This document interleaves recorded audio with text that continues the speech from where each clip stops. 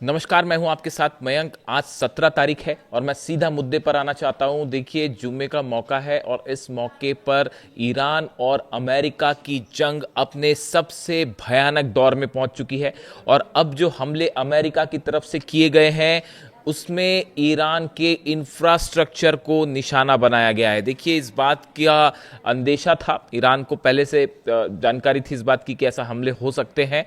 और अमेरिका ने हमले शुरू कर दिए हैं ईरान के पुलों पर, ब्रिजेस पर, ईरान के रेलवे स्टेशंस पर, ईरान के जो रेलवे ट्रैक्स हैं, एयरपोर्ट्स हैं, तमाम ऐसी बिल्डिंगें जो आम लोगों से जुड़ी हुई हैं, जो लोगों की सुविधाओं से जुड़ी हुई बिल्डिंग्स हैं, उनको निशाना बनाना शुरू कर दिया है। और ये लगातार बीती रात छठवीं रात थी और कल जो हमले हुए हैं वो अब तक के सबसे बड़े हमले हैं और उसका करारा जवाब भी ईरान की तरफ से दिया गया है। लेकिन ये जो स्ट्राइक हुई अमेरिका की तरफ से, इसने इस जंग को एक नए फेज में ला दिया है, सेकेंड फेज में ला दिया है। ईरान की तरफ से कहा गया था, अगर आप हमारे इंफ्रास्ट्रक्चर को नुकसान पहुंचाएंगे, गैस फील्ड्स को नुकसान पहुंचाएंगे, ब्रिज और रेलवे स्टेशन को नुकसान पहुंचाएंगे, तो अरब देशों के इंफ्रास्ट्रक्चर पर भी हमला होगा। यानी अब ये माना जा रहा है इस हमले के बाद कि ना दुबई सेफ है, ना रियाद सेफ है, ना कतर सेफ है, अब दोहा सेफ है। सब जगह ईरान की तरफ से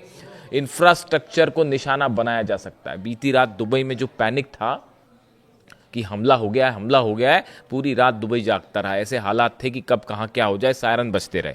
अब देखिए, जो लेटेस्ट रिपोर्ट है ईरान का जो सरकारी मीडिया है आईआरआईबी के मुताबिक, ईरान के होर्मुजगन प्रांत में कई जगहों पर अमेरिका ने हमले किए हैं।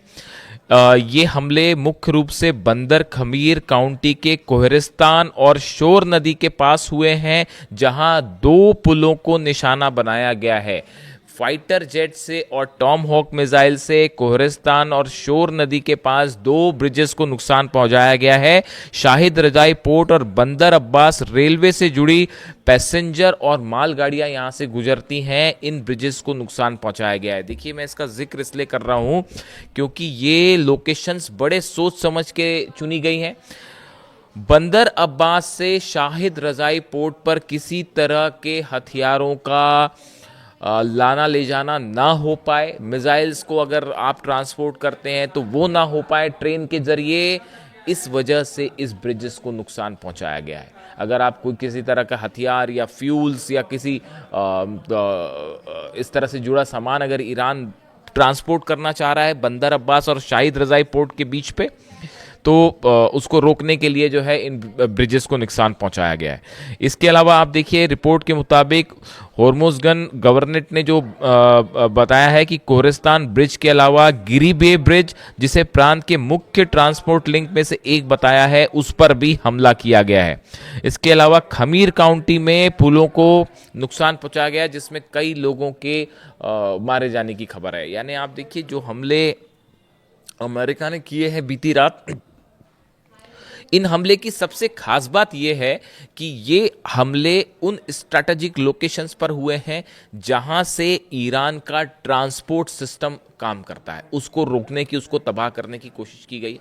रेलवे स्टेशंस पर हमले हुए हैं, ब्रिज पर हमले हुए हैं, ऐसे जगह पर हमले हुए हैं जो कि ट्रांसपोर्ट सेंटर्स हैं जहां पर सामान रखे जाते हैं या माल जहां पे ढुलाई का काम होता है। यानी अब वो हमले शुरू हो चुके हैं अमेरिका की तरफ से, जिसका जिक्र जो है वो डोनाल्ड ट्रंप कर रहे थे। लेकिन अब इसका जो जवाब ईरान ने दिया है वो भी देखिए, एक बार फिर ईरान की तरफ से करारा पलटवार किया है। जॉर्डन में अमेरिकी बेस पर अब तक का सबसे बड़ा हमला हुआ है और जुल्फिकार मिसाइल का इस्तेमाल इसमें सबसे ज्यादा किया गया है और जिससे भारी तबाही हुई है जॉर्डन के बेस पे। इसी तरह आप देखें, कुवैत में अली अल सलेम बेस पे बड़ी तबाही की खबरें आ रही हैं और इसके साथ ही बहरीन में शेख ईसा एयरबेस जो है, यहां पर भी बड़ा नुकसान हुआ है। देखिए, अक्सर मैंने आपको पहले भी कहा कि जो मिसाइल्स ईरान की तरफ से दागी जा रही हैं, ईरान ने पहले ये बात साफ कर दी थी कि अगर हमारे इंफ्रास्ट्रक्चर को, हमारे ऑयल फील्ड्स को नुकसान हुआ, पूरा अरब जलेगा, पूरे अरब के ऑयल फील्ड्स चलेंगे। और बताया जा रहा है कि ये इंडिकेशन खुद अहमद वाइदी साहब, आईआरजीसी चीफ जो हैं, उनकी तरफ से आया था। लेकिन बावजूद इसके डोनाल्ड ट्रंप ने हमला करवाया है ईरान के इंफ्रास्ट्रक्चर पर। अब आप देखिए, एक बार अक्सर पूछा जाता है कि किस जगह पर ईरान के हमलों में कहाँ क्या क्या नुकसान हुआ है, इसकी जो जानकारी एक सोशल मीडिया में और तमाम डिफेंस एक्सपर्ट के जरिए जो है उसकी मैं आपको जानकारी देना चाहूँगा। बड़ी स्पेसिफिक जानकारियाँ हैं कि कहाँ पर किस तरह के नुकसान की खबर है। अगर आप कुवैत की बात करें, अली अल सलेम बेस पर जो पेट्रियट सिस्टम लगा था जिसकी कीमत करीब 1.5 बिलियन डॉलर्स, आप सोचिए 1.5 बिलियन डॉलर्स का जो पेट्रियट सिस्टम है, ठीक उसके ऊपर जुल्फिकार मिसाइल से हमले किए गए हैं और डिफेंस सिस्टम इसे नहीं रोक पाया। यानी अमेरिका का जो डिफेंस सिस्टम है जिसका काम मिसाइल रोकना है, वो उसके ऊपर मिसाइल गिर गई और 1.5 बिलियन डॉलर का ये है। इसके अलावा आप देखिए एयर सर्विलांस और अर्ली वार्निंग रडार सिस्टम है जिसकी कीमत 300 मिलियन डॉलर्स है, 300 मिलियन डॉलर्स, ये तबाह हो चुके हैं। ये बात मैं कर रहा हूं अली अल सलेम बेस कुवैत की। इस तरह के दावे हो रहे हैं ईरान की तरफ से और जो खबरें अब निकल के सामने आने लगी, देखिए इसकी कोई पुष्टि नहीं है। ये अमेरिका इसको कभी स्वीकार नहीं करेगा। इसको कई महीनों बाद शायद इस तरह की रिपोर्ट्स निकल के सामने आए। ये वो दावे हैं जो ईरान की तरफ से हो रहे हैं और जो सोशल मीडिया पे अलग अलग सोर्सेज से खबरें आ रही हैं या कुछ सोर्स इस तरह का दावा कर रहे हैं। इसकी एयर सर्विलांस रडार मैंने आपको बताया 300 मिलियन डॉलर्स का नुकसान है। सैटेलाइट कम्युनिकेशन सिस्टम और फ्यूल स्टोरेज टैंक तबाह हो चुके हैं। जिन सैटेलाइट कम्युनिकेशन के जरिए जो है हमले किए जा रहे थे कुवैत से, उसके ऊपर मिसाइल गिरी है और फ्यूल स्टोरेज टैंक जहां से F-35 F-16 में फ्यूल भरा जाता है उसको तबाह कर दिया गया। ये बात हुई अली अल सलेम बेस की। आप अगर बहरीन में शेख ईसा एयरबेस की बात करें, यहां पर वो हमले हुए हैं, यहाँ पर फतह मिसाइल, खैबर मिसाइल का इस्तेमाल किया गया है और यहाँ पे भी जो है जो पेट्रियट सिस्टम है वही एक 1.5 बिलियन डॉलर का, वो भी तबाह कर दिया गया है यहाँ पर। और इसके अलावा एयर सर्विलांस रडार है, सुपर हॉक रडार है, इनके ऊपर सीधा ड्रोन स्ट्राइक्स हुई हैं। यानी देखिए आप, बहरीन, कुवैत और बहरीन दोनों जगह भारी तबाही का सामना करना पड़ रहा है अमेरिकी फोर्सेस के। और इसके अलावा जो है फाइटर जेट का फ्यूल पंपिंग स्टेशन है वो भी तबाह हो चुका है कुवैत में। अगर आप जॉर्डन की बात करें, जॉर्डन की तस्वीरें आपने देखी होगी, कैसी भयानक आग लगी है वहाँ पर। जॉर्डन में यूएस कमांड सेंट्रल जो कंट्रोल सेंटर है इसके ऊपर हमले हुए हैं।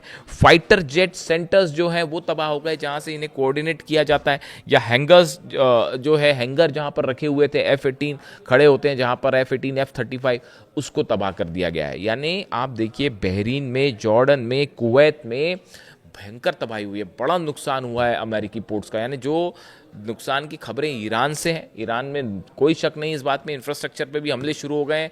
गैस फील्ड को भी निशाना बनाया जा सकता है, पास गैस फील्ड को लेकर, जो ऑयल फील्ड को लेकर तमाम जानकारियाँ हैं। ऐसे में अगर अब हमले अरब देशों के इंफ्रास्ट्रक्चर, इन 3 देशों से बात अगर आगे बढ़ जाती है और बाकी यूएई और दुबई भी, अब यूएई, दुबई, रियाद और सऊदी, अगर ये सब भी इसकी चपेट में आते हैं, पूरे अरब में एक भयानक हाहाकार मच जाएगा। आप देखिए हूती बाबल मंदेब बंद करने के लिए तैयार बैठा है, सिर्फ ईरान का एक इशारा, बाबल मंदेब बंद हो जाएगा। और हूती ने धमकी दे दी है सऊदी को कि अब एक भी हमला हुआ तो सऊदी के खिलाफ ऑल आउट जंग का ऐलान। ऐसे में देखिए बड़े हालात तनावपूर्ण हो गए हैं और ईरान की सेना की तरफ से बात साफ कर दी गई है, किसी तरह की कोई बातचीत अब नहीं होने जा रही। ये जो बातचीत वाला खेल था, अब हम किसी तरह की कोई बातचीत नहीं करेंगे। अब ये एग्जिस्टेंस की जंग है, अस्तित्व की जंग है और इसे आखिरी तक लड़ा जाएगा।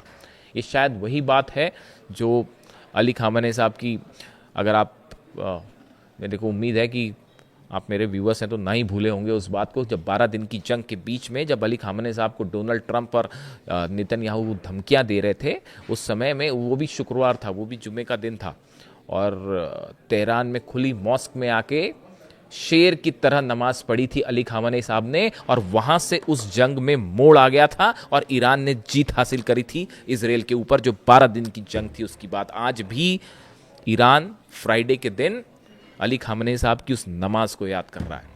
और हम अली खामनेई साहब के नमाज के शब्द भी याद रखना। उसके बाद नमाज अदा करने के बाद उन्होंने क्या बात कही थी कि हैदर के नाम पर अब आखिरी जंग शुरू होती है। आज पूरा ईरान उनकी इस बात को याद कर रहा है और उन्हीं के गाइडेंस के मुताबिक अब ये जंग आगे बढ़ रही है। ईरान में कौन फैसले ले रहा है, कौन फैसले नहीं ले रहा है, मैं देखता हूँ बड़े सारे वीडियोज़, बड़े ऐसे हैरान करने वाली बातें होती हैं कि ईरान में सत्ता में कौन है, मुस्तफा खामेनी कहाँ है, सामने क्यों नहीं आ रहे, और वहाँ सत्ता किसके हाथ में है, फैसले कौन ले रहा है, पॉलिटिकल लीडरशिप क्या कह रही है। ये सब बातें व्यर्थ हैं साहब।